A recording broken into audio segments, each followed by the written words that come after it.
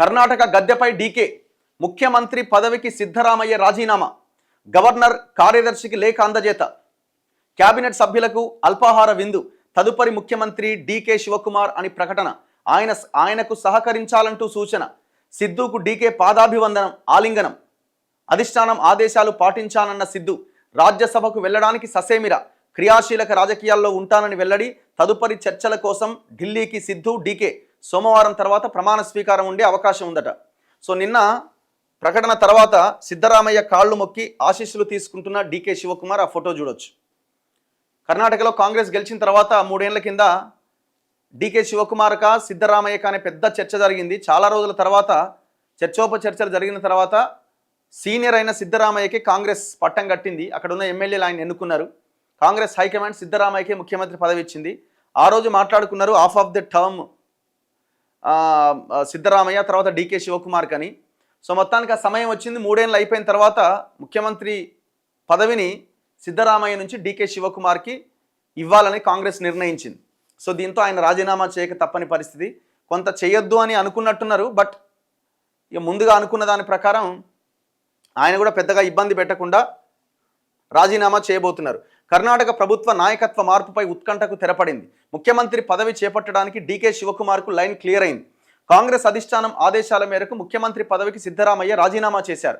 మంత్రులతో కలిసి ఆయన గురువారం మధ్యాహ్నం లోక్ భవన్కు వెళ్లారు. గవర్నర్ థావర్ చంద్ గెహ్లాట్ అందుబాటులో లేని కారణంగా ఆయన ప్రత్యేక కార్యదర్శి ప్రభుశంకర్కు రాజీనామా లేఖను సమర్పించారు.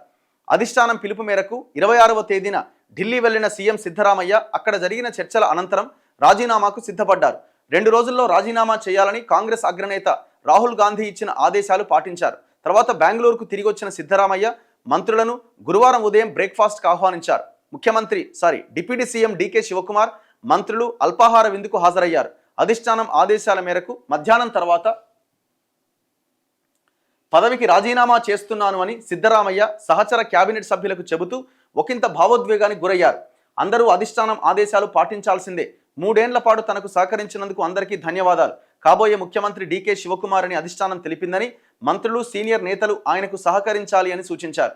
ఈ సమయంలో డీకే శివకుమార్ సిద్ధరామయ్యకు పాదాభివందనం చేసి ఆలింగనం చేసుకున్నారు. ఈ సందర్భంగా డీకే కూడా భావోద్వేగానికి గురయ్యారు.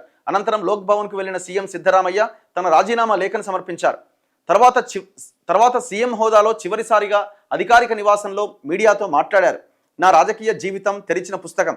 1983లో తొలిసారి ఎమ్మెల్యే అయ్యాను. 50 ఏళ్లుగా రాజకీయాల్లో ఉన్న నైతిక విలువలతో నమ్మిన సిద్ధాంతాలతో పనిచేశా. ఎన్నడూ రాజీ పడలే.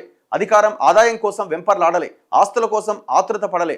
2 సార్లు ముఖ్యమంత్రిగా అవకాశం ఇచ్చినందుకు సోనియా గాంధీ, రాహుల్ గాంధీ, మల్లికార్జున ఖర్గేలకు ధన్యవాదాలు. రాజ్యాంగం ప్రకారం నా రాజీనామాను గవర్నర్ ఆమోదిస్తారని భావిస్తున్నా. పార్టీ అగ్రనేత రాహుల్ గాంధీ తనను జాతీయ రాజకీయాల్లోకి రావాలని ఆహ్వానించారు. రాజ్యసభ సీటు ఇస్తామన్నారు, కానీ తాను అంగీకరించలేదు. ఢిల్లీ రాజకీయాల పట్ల తనకు ఆసక్తి లేదు. ఎటువంటి ఒత్తిడి లేకుండా స్వచ్ఛందంగా రాజీనామా చేశా. రాజ్యాంగం ద్వారానే తనకు ఎన్నో పదవులు వచ్చాయి. మతతత్వ శక్తులపై పోరాటం చేస్తానని తెలిపిన ఆయన తుది శ్వాస విడిచే వరకు క్రియాశీలక రాజకీయాల్లో ఉంటాను అని వెల్లడించారు. ఇద్దరు కలిసి సిద్ధు అండ్ డీకే ఇద్దరు కలిసి ఢిల్లీకి పోయారు. సో మరి ముహూర్తం ఎప్పుడు అంటే మండే తర్వాత ఆయన ప్రమాణ స్వీకారం ఉండే అవకాశం ఉందట.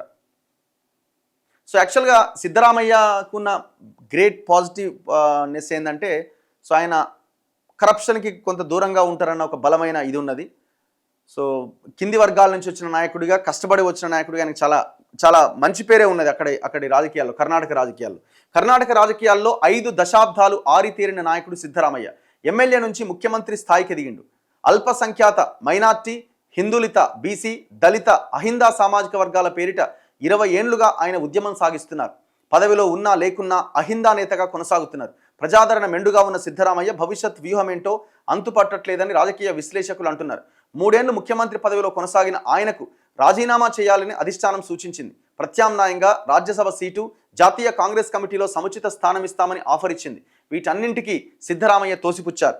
జాతీయ రాజకీయాల్లోకి వచ్చేది లేదని తేల్చి చెప్పారు. ముఖ్యమంత్రి పదవికి రాజీనామా తర్వాత క్రియాశీలక రాజకీయాలకు దూరం అయ్యేది లేదని స్పష్టం చేశారు. ఢిల్లీ రాజకీయాల పట్ల ఆసక్తి లేదన్న ఆయన రాష్ట్రంలో అత్యున్నత పదవి వదులుకున్నాక కూడా ఎమ్మెల్యేగా ఉంటానని ఎందుకు ప్రకటించారో అర్థం కావట్లేదని విశ్లేషకులు చెబుతున్నారు. రాష్ట్రంలో కాంగ్రెస్ పాలన మరో 2 ఏళ్ళు ఉంటుంది.